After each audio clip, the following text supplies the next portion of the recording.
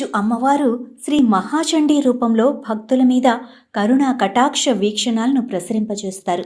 దేవతల కార్యసిద్ధి, దుష్ట శిక్షణ, శిష్ట రక్షణ కోసం మహాలక్ష్మి, మహాకాళి, మహాసరస్వతుల త్రిశక్తి స్వరూపిణిగా శ్రీ మహాచండీ అమ్మవారు ఉద్భవించారు.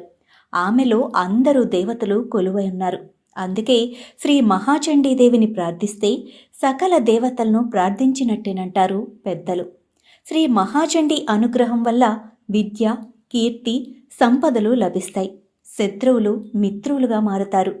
ఏ కోరికలతో అమ్మవారిని ప్రార్థిస్తారో ఆ కోరికలన్నీ సిద్ధిస్తాయనేది భక్తుల విశ్వాసం. ఓం మహేశ్వర్యై నమః, ఓం మహాదేవ్యై నమః, ఓం జయంత్యై నమః, ఓం సర్వమంగళాయై నమః, ఓం లజ్జా